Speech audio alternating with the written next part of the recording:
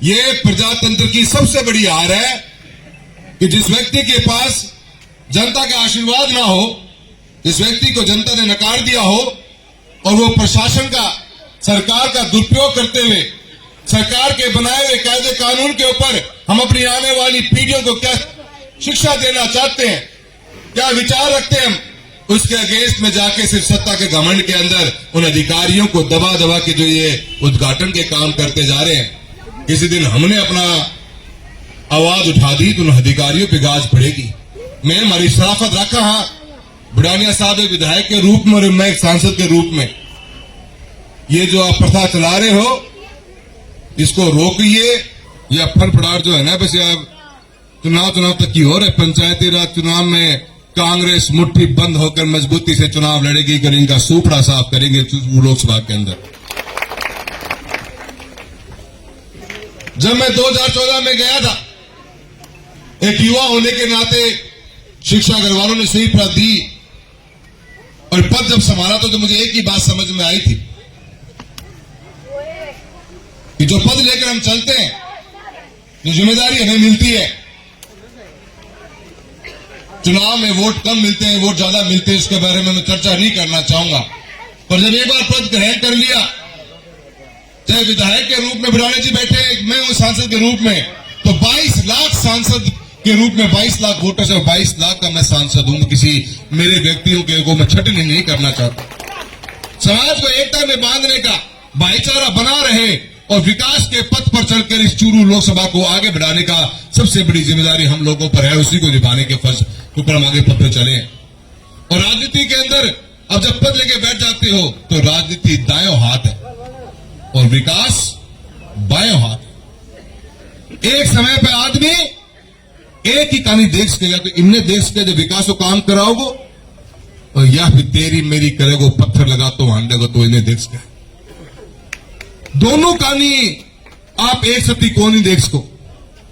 और हमें यो ही विश्वास होना चाहिए अपने आप के ऊपर कि अगर मैं जिम्मेदारी ले ली सांसद के रूप में, एक विधायक के रूप में, तो हम हर दिन हर पल कैसे इस तारानगर विधानसभा को, कैसे इस चूरू लोकसभा को लोगों के जीवन में परिवर्तन लेके आए, लोगों के जीवन को आरामदेह बनाए, सरकारी योजनाओं का लाभ दिलाएं और लोगों के जीवन के अंदर उठाव पैदा करें। ये हमारी जिम्मेदारी हो जाती है और यही फर्ज होना चाहिए था। तो टाको और ही काम लाग गयो, काका न कदे विकास मतलब कौन रहे वास्ते। आज चूरू अकेले के अंदर बता रहा हूं, मैं यहां बैठा हूं एक सांसद के रूप में, अभी बुढ़ानिया साहब हम दोनों बैठे हुए हैं। मेरे को कम से कम भी 50 पर्चियां देके गए हैं लोग। उस 50 में से 35 पर्चियां बिजली की हैं कि ढाणिया में लाइट चाहिए। किसकी जिम्मेदारी है? काम सरकार की जिम्मेदारी है। हम लग रहे हैं एक सांसद के रूप में, विधायक महोदय लगे हुए हैं और जिन्होंने जनता आशीर्वाद कौन दी और दोबारा आशीर्वाद की उम्मीद रखा है, तो बिजली के पीछे जाके ने मंत्री से मिलो, अधिकारियों मिलो, ये पत्थर टांगना काम ना करो तो कोई भी कर लेगा। चूरू अकेले के अंदर आज की तारीख में 48,000 से ऊपर ढाणियों में लाइट की जरूरत है। जल जीवन मिशन का आपने बैंड बजा के छोड़ दिया। तारानगर तहसील का हमारा टेंडर निकल नहीं पा रहा। 650 करोड़ टेंडर 3 बार निकला, तीनों बार कैंसिल हो गया। बुढ़ानिया साहब एक वैसे विधायक है, मैं धन्यवाद देना चाहता हूं इस मंच के मार्फत से कि आपने अपने कोटे से इस तारानगर विधानसभा के अंदर टंकियां बनाने का काम किया। ये बहुत ही बड़ी बात मानता हूं। मैंने 2022-23 में चीज को भाप लिया था कि मैं गांव के अंदर ढाणियों में बिजली के कनेक्शन की जरूरत पड़ेगी।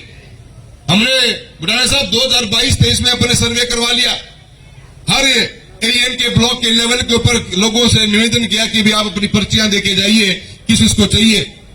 बड़े अचंभे की बात हुई कि बातों बातों में जब ये पूरा रिजल्ट निकाल के लाए तो मालूम पड़ा कि 48,000 ढाणियों में लाइट की जरूरत है। राजस्थान की सरकार ने फिर आरडीएसएस की योजना के तहत भारत सरकार को प्रस्ताव भेजा। 1,53,000 ढाणियों के अंदर राजस्थान में विद्युतीकरण का कार्य करना है। अकेले चूरू लोकसभा के अंदर 48 से 50,000 ढाणियां हैं और पूरे राजस्थान की 1.5 लाख ढाणियां, क्योंकि हम अपना काम पहले कर चुके थे, हम अपनी तैयारी पहले कर चुके थे। आज फर्ज बनता है सरकार का और सरकार के बैठे नुमाइंदों का कि किसानों के लिए, मजदूर के लिए, गरीब के लिए, जो गांव की ढाणियों बसा हुआ उसको रोशनी देने का काम किया जाए। काम को नहीं करना चाहिए, ये फालतू की राजनीति करनी चाहिए। ये माने वो गिंडी में घुमाए रखे रोज का काम आज पानी की व्यवस्था जल जीवन मिशन में टेंडर नहीं हो रहा। आज बीमा के अंदर 2021 का क्लेम इस चूरू लोकसभा की जनता का पेंडिंग पड़ा हुआ है। कांग्रेस की सरकार ने स्टैक की दोबारा मीटिंग बुलाई, स्टैक ने फैसला ले लिया कि क्रॉप कटिंग के आधार पर बीमा क्लेम दिया जाएगा, और आज तक उस कांग्रेस की सरकार के लिए हुए फैसले को इस भजन लाल जी की सरकार ने उसको अमलीजामा नहीं बनाया। कभी तो पन्नो दिल्ली भेज दे, दिल्ली जयपुर उल्टो आ जाए। आज साल 1.5 से ऊपर हो चुके, कहने जवाब दी देवा थे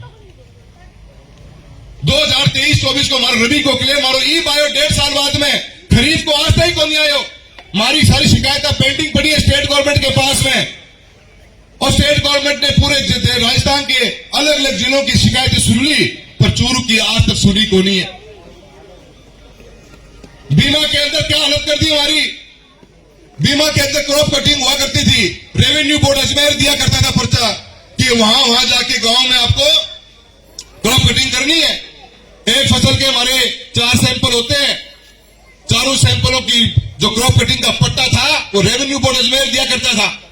इस सरकार के आने के बाद में बीमा कंपनी का वाल लाग गई, और बीमा कंपनी खेतों में घूमती ढूंढे पहना कि कौन से पट्टे के ऊपर बढ़िया फसल पैदा हो रही है, और सैटेलाइट के मार्फत से वही पट्टन है लागू करवा दे है कि एक दिन वो क्लेम मिलेगा माने काका नया बात तो कौन दिखने लग रही, जाके जब पूरे के मंत्री अधिकारियों माथा कर मारे और अड़ा के फालतू पत्थर लगाना काम करता हांडो, लोगों का बट काटो तो थारा बट काटेगा, चुनाव आ जान दो पंचायती राज को तो थारा खाता नहीं खुलन देगा पर में। मुद्दा ये है जिनसे हमारा रोज 36 कौम का, यहां तो फैक्ट्री लगी हुई है चूरू जिले के अंदर, 36 कौम में आज की तारीख में खेती का काम करती है। हमारे जीवन का अस्त व्यस्त हो रहा है, ऐसी नीतियों के कारण हम दबते जा रहे हैं। आज बीमा जिसका सबसे बड़ा सहारा है इस किसान का, किसानी का, यहाँ पे उसको आपकी सरकार ने, आपके अधिकारियों ने कमजोर करने का काम किया है। हम विरोध करेंगे, इसका पूरा जोर लगा के विरोध करेंगे। सैटेलाइट से पट्टों की चयन नहीं किया जाएगा, क्रॉप कटिंग का चयन नहीं किया जाएगा, क्रॉप कटिंग का चयन अजमेर रेवेन्यू बोर्ड करेगा। जागृति रखिए मेरे भाइयों, लड़ना पड़ेगा अपने को हर दिन। यहाँ पे अलग अलग मुद्दे हैं, सरकार का हमारा फर्ज बनता है एक सांसद के रूप में, हम बैठे हैं, विधायक महोदय बैठे, एक एक मीटिंग जब कलेक्टर के माध्यम लिया, घंटा 4-4, 5-5 लगावा, छोटी छोटी बातों ने पकड़ा, तैयारी करा। आपने भाषण सुना होगा बुढ़ानिया साहब का विधानसभा के अंदर, चर्चा का विषय रहा, क्योंकि फील्ड में धरती पर के काम किया, इसलिए हर चीज को समझते हैं। उतनी ही मेहनत हम करते हैं कि कोई भी चीज वंचित न रह जाए। सरकार का पैसा है, मेरे क्षेत्र के एक आम आदमी तक पहुंचना चाहिए। इस जिम्मेदारी के साथ में विधानसभा और लोकसभा तक आवाज उठाने का काम करते हैं हम लोग। आपका मैं आप सबसे कहना चाहता हूं, जागृति लाइए। इन्होंने समाज को तोड़ने का काम किया, बांट दिया हमको, हमारी जिम्मेदारी खत्म कर दी है। जाति और धर्म के नाम के ऊपर राजनीति करना चाहते हैं, देश को 2 हिस्सों में बांटने की कोशिश कर रखी है। आपा ने जागना पड़ेगा। हाथ जोड़ कर निवेदन करूं, हमारे बच्चा का नहीं देख लो, अगर तो इन्होंने बार बार आशीर्वाद देता चलोगा, बिना कोई काम के, बिना कोई मुद्दे की बात करे, तो ये कदे भी अपने बच्चा को विकास नहीं हो पाओगे। चूरू अकेले के अंदर 1700 कमरा की स्कूलों में जरूरत है, 20% स्कूलों में भी साइंस को नहीं। हमारा बच्चा क्या पढ़ेगा, मतलब क्या कंपटीशन की तैयारी करेगा। और आज कांग्रेस की सरकार ने जो ये अंग्रेजी मीडियम स्कूल के लाने की बात करी थी, आज बदला सरकार उनको बंद करना की प्लानिंग कर रही है। क्यों कर रही है भैया? क्या पढ़ेगा हमारा बच्चा? कुछ कंपटीशन में हिस्सा बनेगा हमारा बच्चा? क्या प्लान है थारो?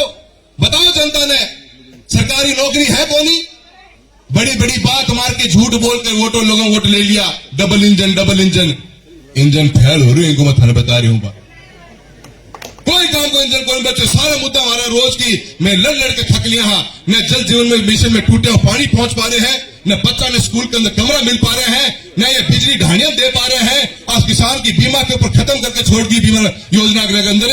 2000 के अंदर 23-24 के अंदर सरकार बनी तो खड़ी फसल के ऊपर नुकसान अगर ओलावृष्टि को हो गया तो क्लेम मिलने को प्रावधान थो, उन्हें मिटा के छोड़ दियो।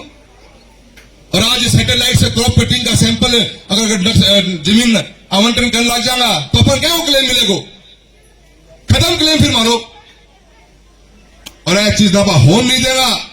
विधानसभा और लोकसभा में एक सांसद विधायक के रूप में हम लड़ेंगे, और जरूरत पड़ेगी जमीन पर थारो साथ लेके जमीन के ऊपर भी लड़ाई लड़ेगा, और एक सरकार नौजवानों को काम पूरा करेगा। 20 आए है विकास का एक नया आयाम। तारानगर तहसील के अंदर आज कोई रोड कौन बच रही?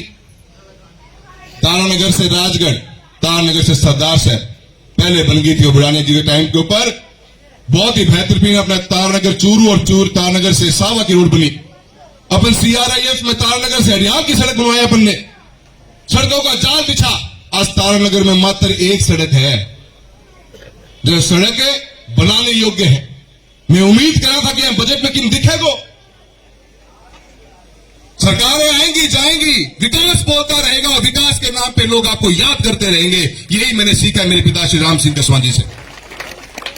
आज तारानगर से रावतसर नहर की रोड थी, मेला गया पीछे पड़े गए, नहरी रोड के नाम पर रोड दिया, रुपया आने को बहुत मुश्किल आया करती। बुढ़ाने साहब को सहारा लिया, 2 दिन लग गया। उस रोड ने मैं MDR में तब्दील करवा दी। काका का खाद और बढ़ गई कि यार मेरी सरकार ये बनवा के चला गया। तारानगर से लेकर रावतसर तक की रोड को MDR में तब्दील करवा दिया। काम करवाने से ही काम पूरा होगा। जनता के विश्वास का एक ही मकसद होता है, अगर चुनाव होने के पश्चात चुनाव खत्म, उसके बाद में राजनीति खत्म और विकास का काम चालू होना चाहिए। 5 साल बाद में जनता अपने आप फैसला करेगी। आपके चरित्र को देख के, आपके काम को देखकर, आपके व्यवहार को देखकर अपने आप अपना आशीर्वाद देगी। 1.5 साल को सफर देख लिए है। बहुत से लोगों को प्रताड़ित करने को काम तारानगर में हो रहे हैं। ट्रांसफर की राजनीति आज भी जिंदा है, दबाव की राजनीति आज भी जिंदा है। एक आम आदमी का FIR तक लॉन्च नहीं हो सकती और जिनकी FIR हो रखी है, थानेदार महोदय यूं कहे कि एक कप चाय पी के आ जाऊंगा घर तो के तेरे समझौता करवाई जा। थानेदारों भी यो काम करना पड़ रहा है। विकास के ऊपर एक पैसा तारानगर के अंदर आया नहीं, भाईचारे को बिगाड़ने का काम किया। इस बात का जवाब देने का समय पंचायती राज का चुनाव आ रहा है। इस ददरेवा की पावन धरा से आपसे हाथ जोड़ के निवेदन करने आया हूं, करारा जवाब देना पड़ेगा अपने को, उनको करारा जवाब। या 2 बार में काका की खाज मिटी कोनी, तीसरी बात पंचायती राज मिटा दियो। अपनो भलो हो जागो और आप शांति हूं, भाईचारे हूं और विकास के नाम पर राजनीति करेंगे आगे और अपने तारानगर तहसील और चूरू जिलो आगे बढ़ेगो। इन्हीं शब्दों के साथ सारों को बहुत बहुत धन्यवाद। जय हिंद, जय भारत।